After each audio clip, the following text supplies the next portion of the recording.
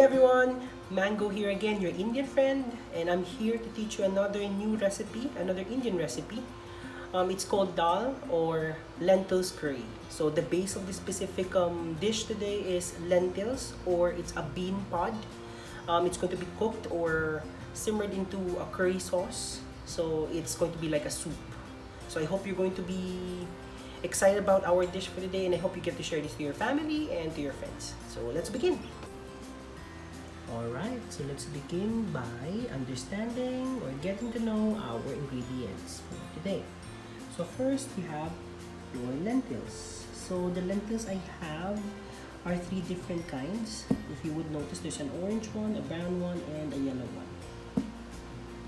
Then we have our onion, garlic, and ginger paste. So this one I have used a food processor or grinder to create a paste, but if you don't have one, you can always mince or chop it in a very small size. Next, you have your tomato sauce, or if you don't have tomato sauce, you can use pieces of tomatoes. Definitely, one suggestion: make sure to remove the seeds. And then we have our coriander leaves.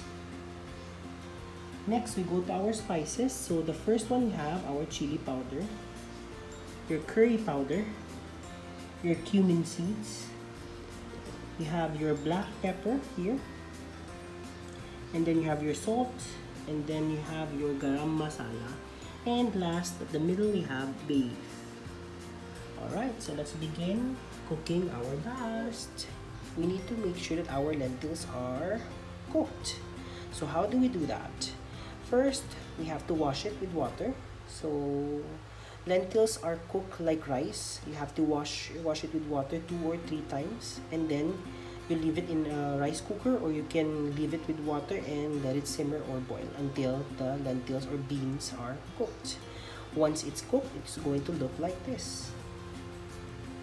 So this is going to get darker once it's cooked, but still soupy. There's still sauce in it, or sabaw as they call it, because unlike rice, lentils does not absorb too much water. But that's a good thing, because you'll be using the whole thing once we start cooking our dish. So we need definitely a pan. We need to heat up a pan, and then, like my previous video, I'm still going to be using my ghee, because it makes Indian dishes taste better. So I usually use at least a tablespoon of ghee.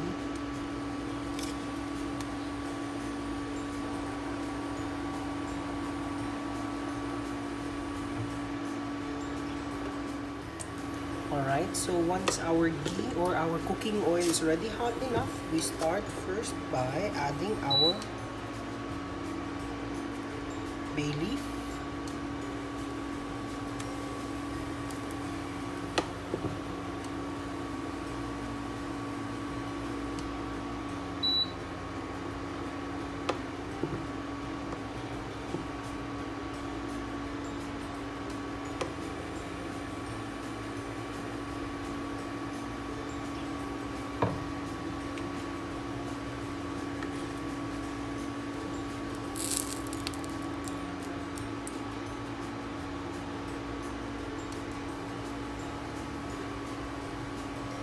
then we add our cumin seeds.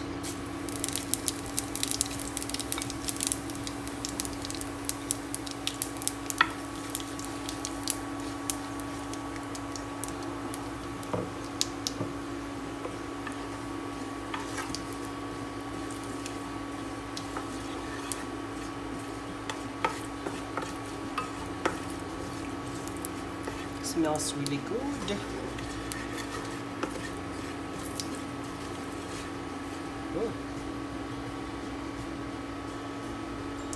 Alright, so once you already smell the cumin seeds, it means it's already cooked and ready.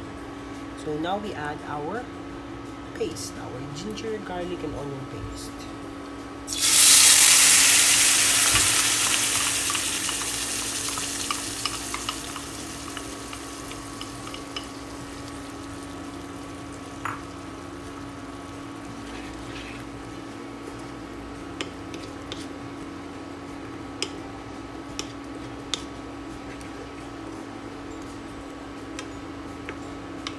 So like our other dish that we initially prepared, you have to make sure you always stir. That way your onion and garlic and ginger paste does not burn up. So what we're aiming here right now is to remove any of the water within the mixture so that the ginger and garlic and onion paste gets to be cooked properly and evenly. Alright, so once our paste has already almost dried up, or the liquid or the juice has already evaporated, we can start adding our next ingredients. So next, we will be adding our Garam Masala.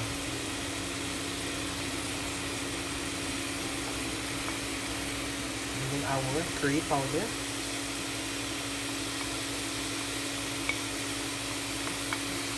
And our chili powder. And our black pepper.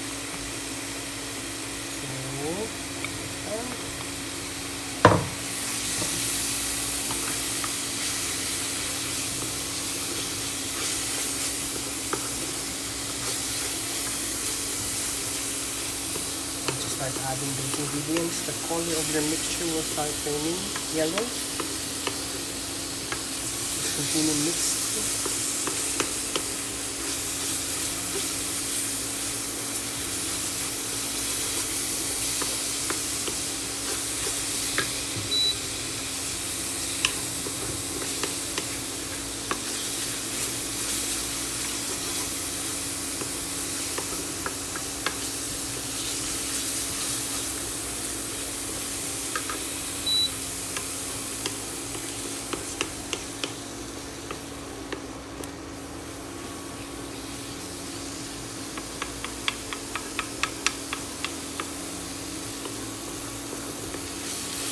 Have to continue mixing or else our ingredients is going to burn.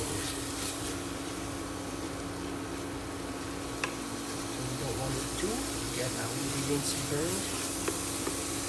So just continue mixing.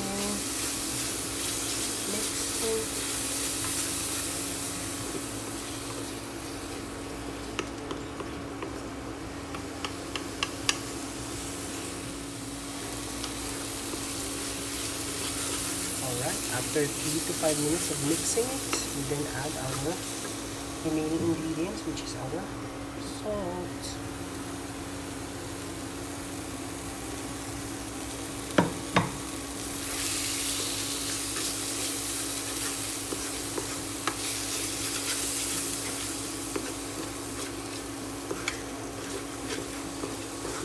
Okay.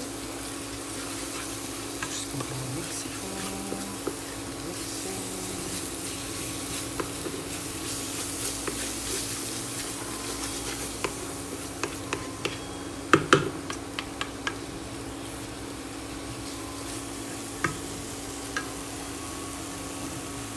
After 2 to 3 minutes, you add your tomato sauce.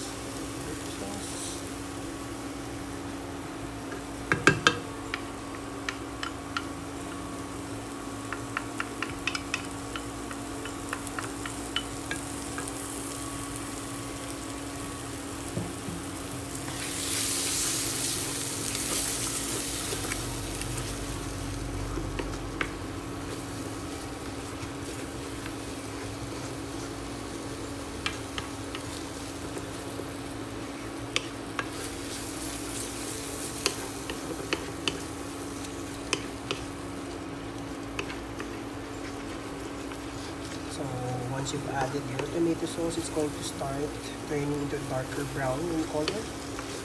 A deep brownish in color, or at least light red or something. So we just continue mixing it again to make sure that our tomato sauce gets cooked in the mixture as well.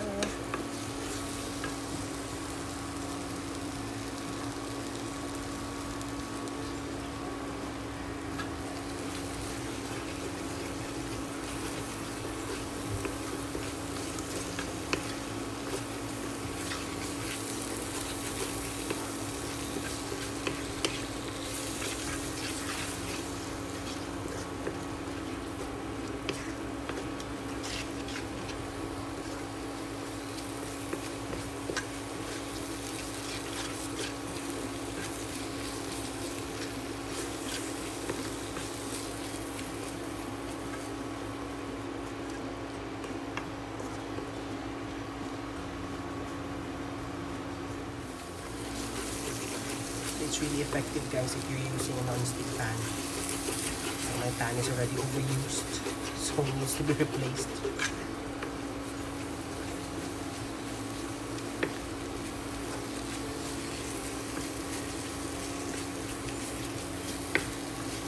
So after mixing it for 2 to 3 more minutes, we can now add our lentils.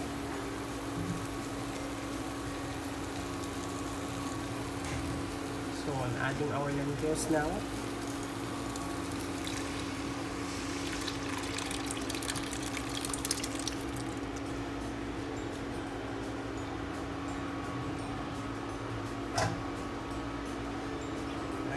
Once you've added your lentils, you can increase the heat to your pan, and then you can start mixing it so that all your spices starts to get mixed with your dal or your lentils. So if you're noticing, the color is starting to change into a yellowish in color. Mixing, just beginning mixing, so ensure that all the spices, the paste that we made earlier will be mixed to your dal or to your lentils. Alright, so once you're pretty confident that you have properly mixed your lentils and your paste earlier, you can start covering the whole dish and let it simmer for 3 to 5 minutes.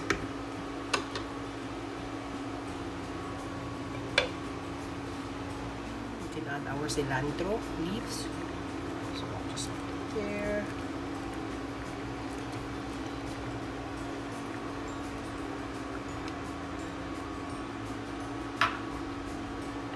And mix again.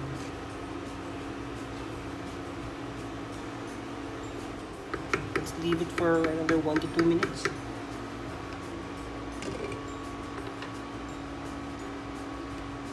Alright, so let's taste and see if the salt is just right.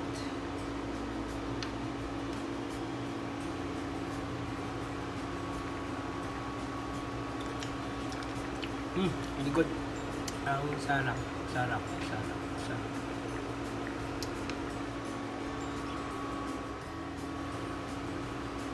Alright, so we're done cooking our dal. So what you just need to do is leave it for maybe a minute or 2 to cool down, and then you can start serving it in a small bowl. Now this can be partnered with a bowl of rice or a bread or your roti or your chapati.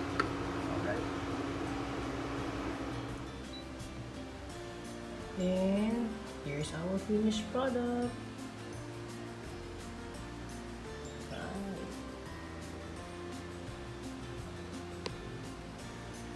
Right, so I hope you guys loved our dish today, and I hope you get to share that to your friends and to your family. That's it for me. Till next time, this is Mango, your Indian friend.